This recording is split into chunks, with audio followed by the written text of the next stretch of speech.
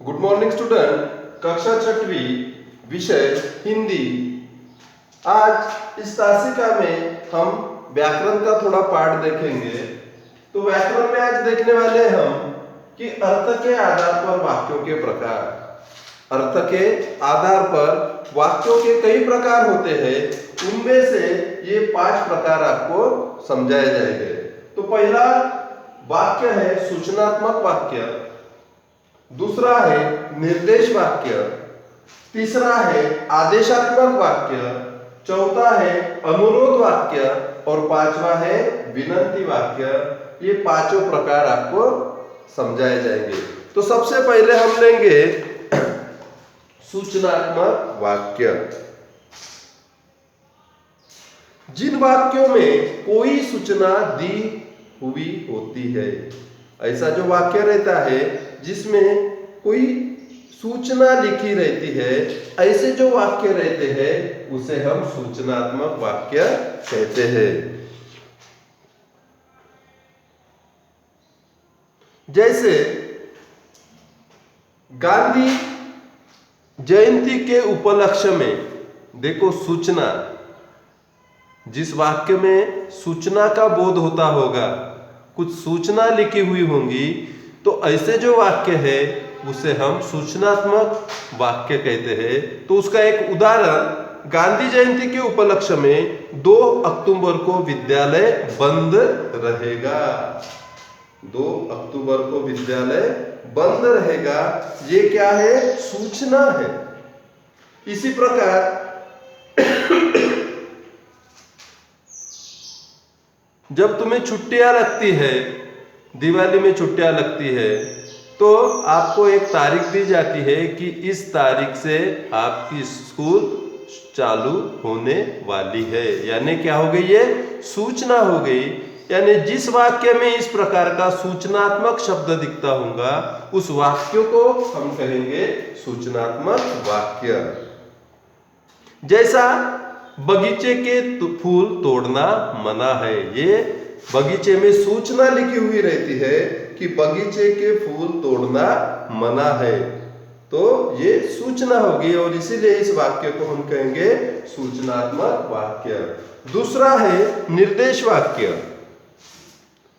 जिस वाक्य में किसी को कोई निर्देश दिया जाता है, जिस वाक्य में किसी को कोई निर्देश दिया जाता है, ऐसे जो वाक्य रहते हैं उन्हें अपन निर्देश वाक्य कहते हैं। तुम रोज सुबह बगीचे में टहला करो, तुम रोज सुबह पढ़ाई किया करो, तुम रोज सवेरे साइकिल चलाया करो। ये क्या है?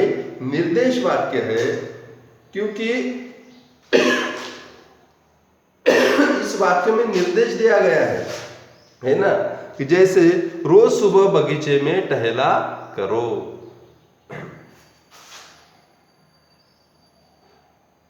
एक दूसरा उदाहरण है, जैसे तुम फल सब्जी लेकर घर आओ, तुम फल और सब्जी लेकर घर आओ। इस वाक्य में निर्देश दिया गया है और इसीलिए ऐसे जो वाक्य रहते हैं उन वाक्यों को हम कहेंगे निर्देश वाक्य।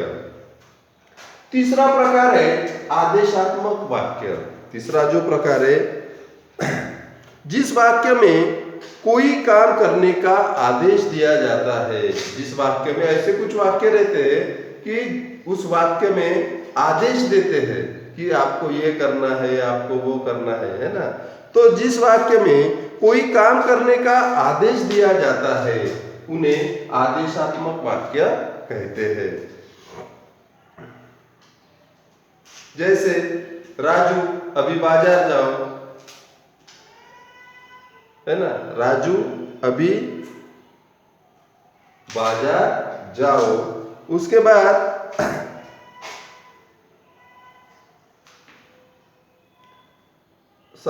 एक आदि लड़का होगा तो उसे कहते हैं अपन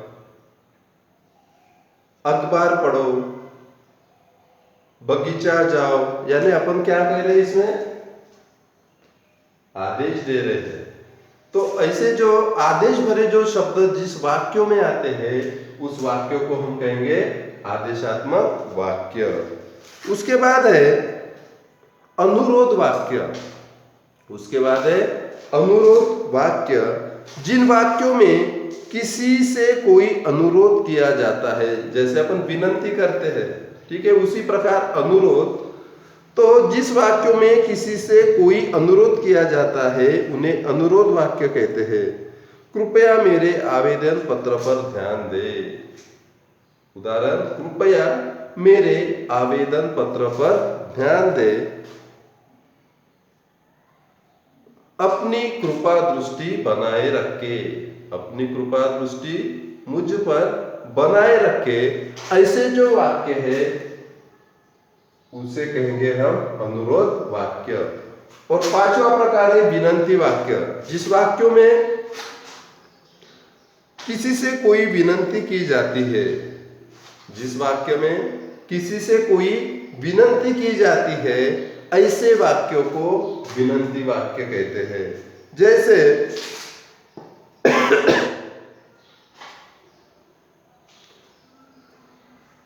जैसे महोदय मेरी शिक्षा शुल्क माफ करने की कृपा करें। महोदय मेरी शिक्षा शुल्क या परीक्षा फी माफ करने की कृपा करें।